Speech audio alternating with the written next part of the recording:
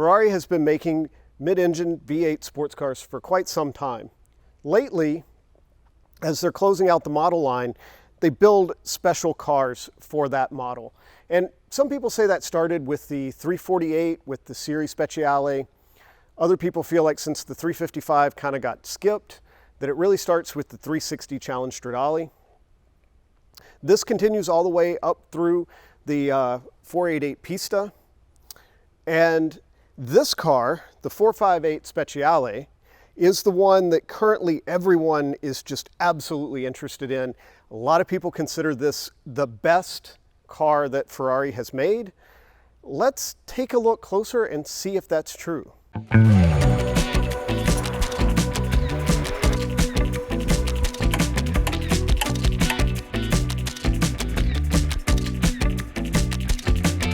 Welcome to Petrol Lounge, presenting the Ferrari 458 Speciale.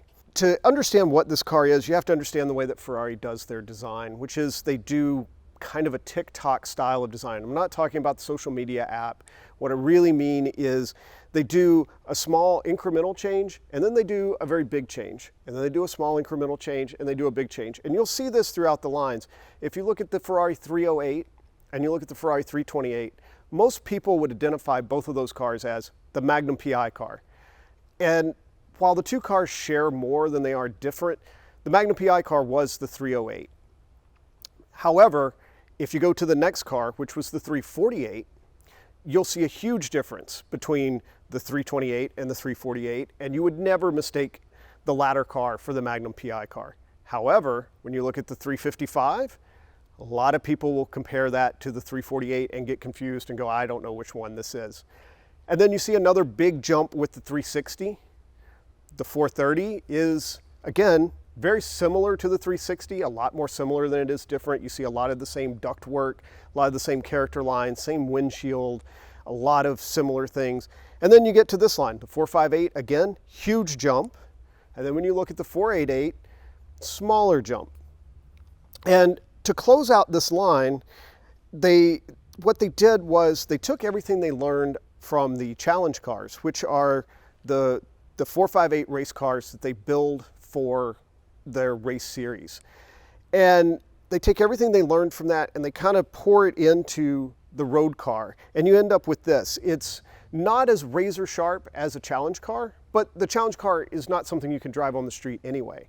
But you end up with something that is a much more honed instrument than the base model car that came out when the car is new. And this one, like I said, I could just go on and on about how this is almost the perfect car. I can't think of anything that I would want to change about it. And when you drive it, it's just absolutely amazing. And that's kind of what is kicking off this thought of this being the next true collectible Ferrari. And I mean, this car is already collectible, but what I mean is this is going to be one of the greats moving forward. And I really think if you buy one today, if you can afford to buy one, you're going to see this car double, triple, quadruple in value in not a whole lot of time. This is, the time to get in on this vehicle. Behind me, you'll see the 488 Pista, which is the special version of the 488. Now, a lot of people will look at the 488 and they'll say, oh, well, it's faster, it's got more horsepower, it's this, it's newer. Why the 458? Why not the 488? And even if you look on the Ferrari chat forums, you'll see there are polls, and this car, 70% of the people think this is a better car than that car. So what's the deal with that? Well, part of it is the 488 is a turbocharged car. This is a normally aspirated car. And more importantly, just because of all the emissions and the way that people are making power these days, all future cars are likely to be turbos from Ferrari, for the foreseeable future anyway. And after that, they're probably going to be battery powered. So this is likely the last normally aspirated V8 mid-engine sports car that Ferrari is going to produce. And that automatically pushes the value up on this. But also, you're going to find that the RPMs on this car are a little bit higher than they are on the turbo car.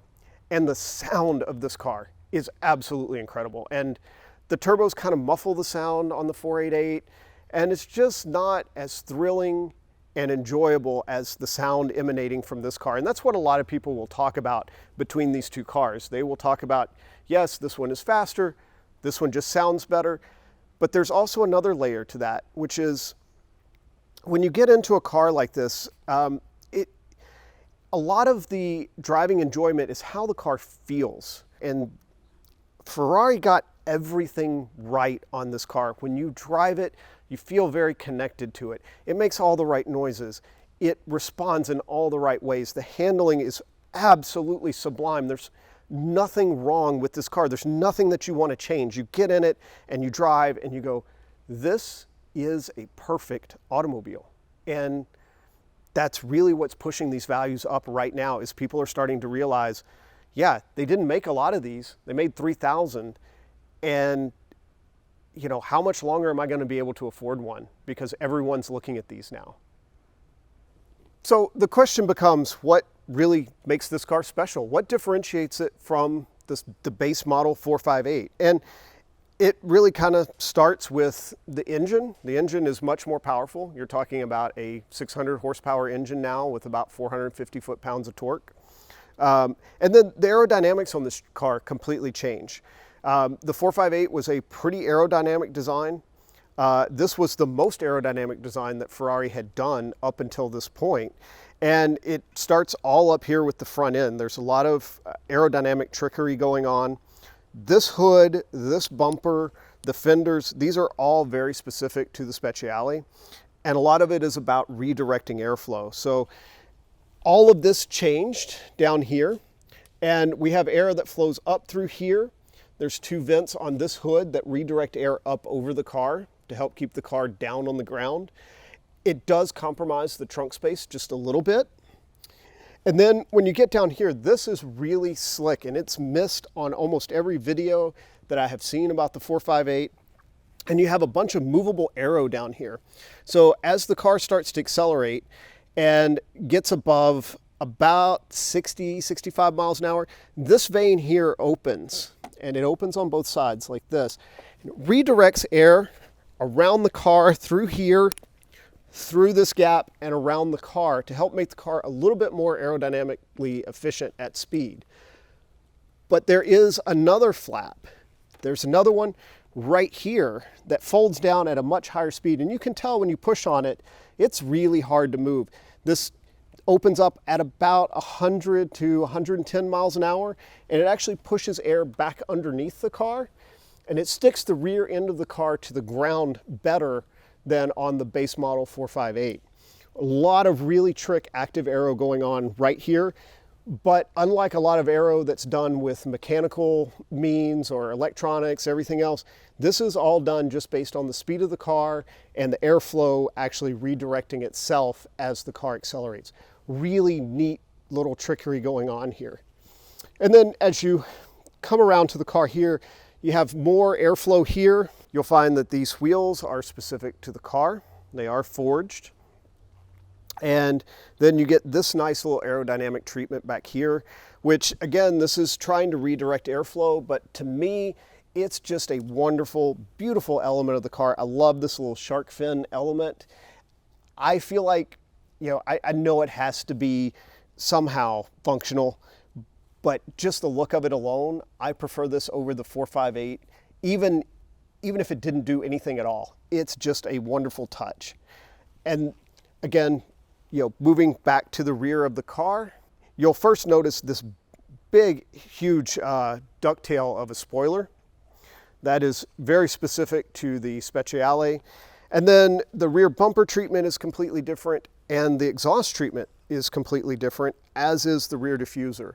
You have a much more aggressive rear diffuser back here. Your exhaust on the normal 458 is a 3-tip exhaust. This is a 2-tipped exhaust. It is much louder, it is much more aggressive, it's much more sporty than the 458 exhaust, and you really notice that when you get in the car and you start it or you open it up on the freeway. It's just that much more of what the 458 really is. It seems just natural to start right here with opening up the rear clamshell, I guess is what you call this, or rear hatch. And this is the beating heart of the beast right here. This is the 4.5 liter V8 engine, which is where the nomenclature derives from. The 4.5 is the 4.5 liter engine. The 8, of course, is the V8 engine. And this goes all the way back to the 308, which had the 3 liter engine and the V8. There was a small difference with the 355. It's not a 5-cylinder engine.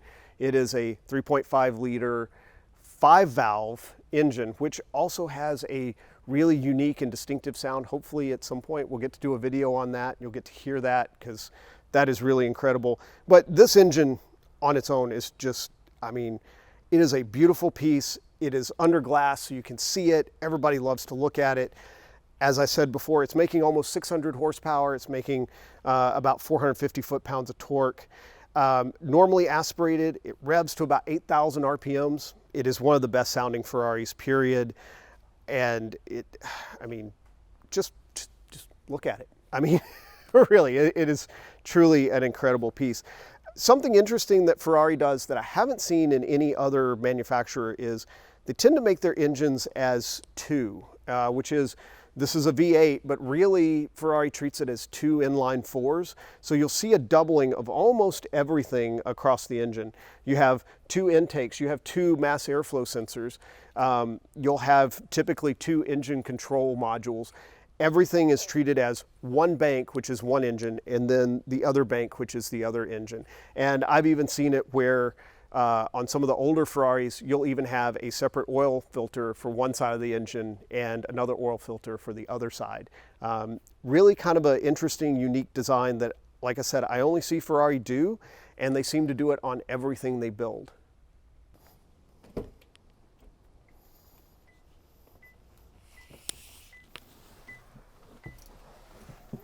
First thing that you notice when you get in is this is a much racier car than the 458 base Italia. It is, there's no carpet in here, and you'll find a lot of carbon fiber. This is a completely special spec door panel just for the 458. There's all kind of just little differences. There's carbon fiber everywhere. And I also have to stop and kind of comment on the spec on this car. Now, every Speciale was pretty much spec'd out particular for that individual owner. They only made 3,000 of these, and the dealerships really wanted you to kind of load them up with options and do some special things and really kind of have fun with the car. And this car is finished in a very beautiful blue Scosia paint.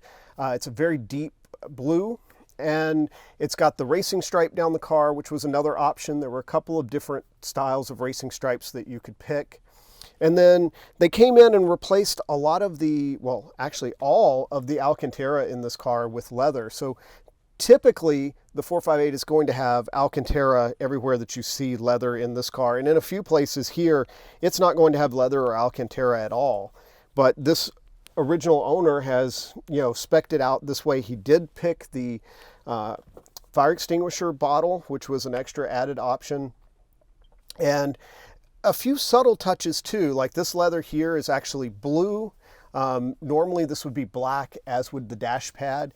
And it's a very subtle blue. It's very deep and dark. It really matches very well with the paint. And then you have this beautiful brown leather and a little bit of Alcantara on the roof.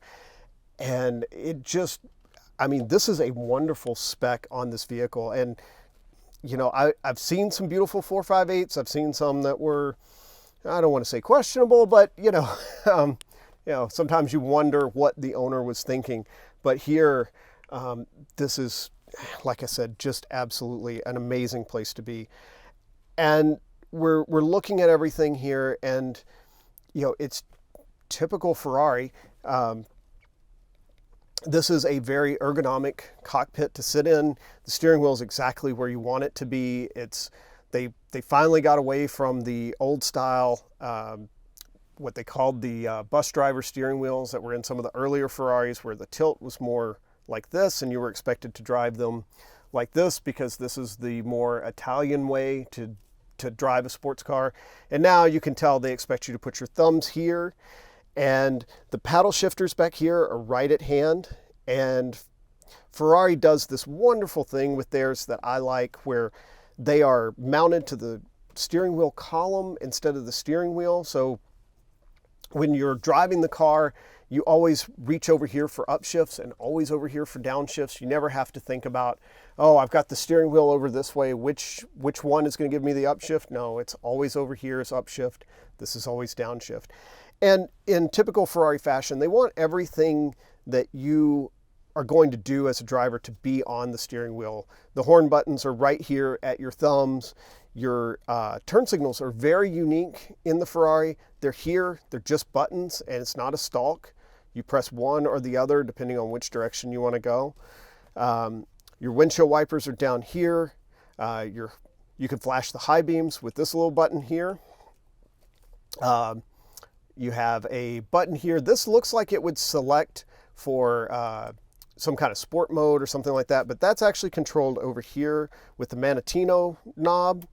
And a lot of people feel like this is where the fun really starts. You have your wet mode and your sport mode and your race mode. And if you're really aggressive, you can go even further.